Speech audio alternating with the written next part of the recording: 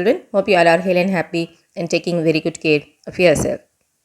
Welcome to Session 3, Social Studies Paper 2, Chapter 21, The Movement for the Formation of Telangana State. Today we are going to learn about Jayandra movement and growing discontent in Telangana. In response to the Telangana agitation, a counter movement started in 1972 in the Seema Andhra regions called Jayandra movement, demanding not only greater development of the coastal districts but also the removal of mulki rules relating to domicile status.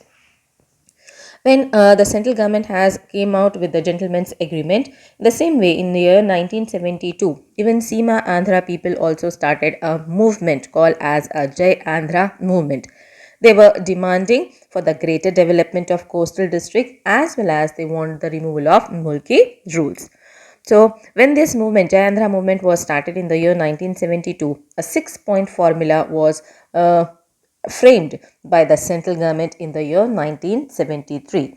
And they were assured in this formula that the equal opportunities should be given to the both Telangana people as well as the Andhra people. Especially the local people will get their educational opportunities in all the areas. A central university would be set up in Hyderabad, and at the same time the mulki rules and the regional committee for Telangana were dropped. So when the 6-point formula has been formulated in the year 1973, here they have given central government given priority to the development of both the regions. So in this way, the special status which has been assured in the gentleman's agreement for Telangana were dropped.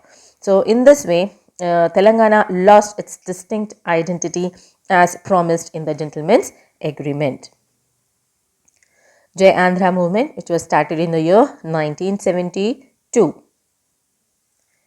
Now, growing discontent in Telangana. Despite the gentleman's agreement, many key points like the constitution of a regional council were not implemented.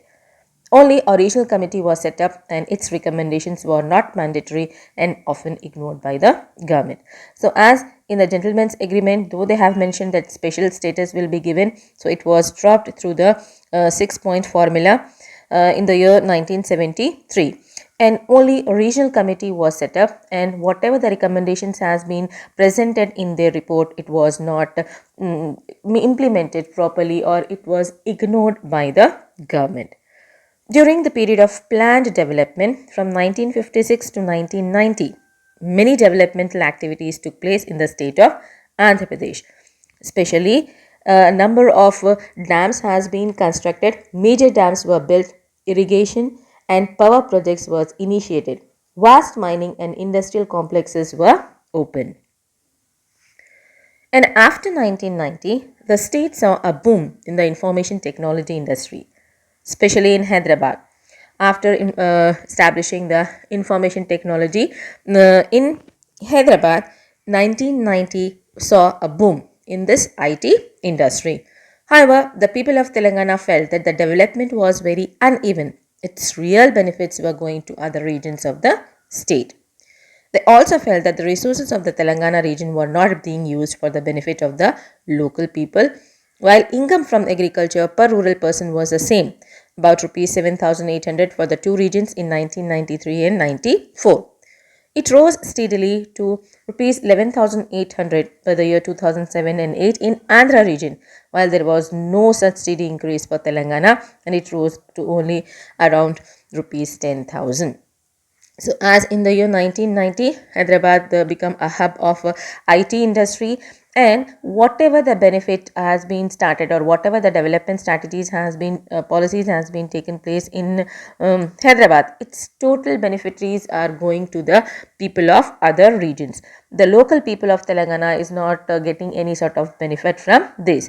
So when we are observing even the income from the agriculture per capita or per rural person, it has been increased. It was almost same in the year 1993-94 for both Telangana and Andhra, but from the year 2007 and 8, we can see the Andhra people is having more income than compared to the Telangana people. Now let's observe this information. In terms of expansion of irrigation facilities, we see a major dependence of Telangana on wells while Andhra region was dependent upon canal irrigation. Here you can see the distribution of water for the irrigation purpose between wells, canals, tanks and others. So we can see that Andhra region is having more independent, or they are having more irrigation facility compared to the Telangana region. Now let us observe this total cropped area in million hectares. Here also you can see the Andhra region is having more percentage of growth compared to Telangana, and net irrigated area in the lakh hectares. Here also we can see the growth percentage is in other activities is 257 by Telangana region, but overall development we can see from 17 to 23 in Andhra region. So all these data has been providing an information that the Telangana people are not getting a total beneficiaries, that whatever the policies has been adopted by the government. At the same time, agricultural labor also increased from 38% to 40% of the population in Telangana, but in Andhra it is increased only by 1%. This implies a greater agriculture distress and land selling by farmers in Telangana and the conversion of farmers into laborers. Thus, there was an increase in agricultural labor also when we are comparing Telangana, as Telangana people are not having a proper irrigation facilities. They have to depend on the digging of bore wells. They have to spend more amount in it. So the agricultural labor has been increased from 38% to 47%. When we are comparing to Andhra region, the agricultural labor increased only by 1%. Even Telangana farmers are forced to sell their land.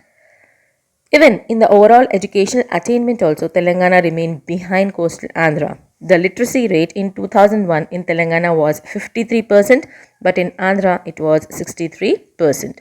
Let us observe in this pie chart, as here in education also Telangana is scoring only that 53%, and Andhra is having 63% of literacy rate. In addition to uneven development, the people of Telangana also felt that they were being culturally discriminated against. After the merger, the language and culture of coastal Andhra was promoted as the idle language and culture, and those of Telangana were treated as being backward. The films too depicted the people of Telangana as backward and crude. So, in addition to whatever the overall development was taking place in agriculture, in education, and all that, even Telangana people are feeling that culturally also they are facing discrimination. The coastal Andhra has promoted their culture, their language as idle, whereas they are treating Telangana language as the backward.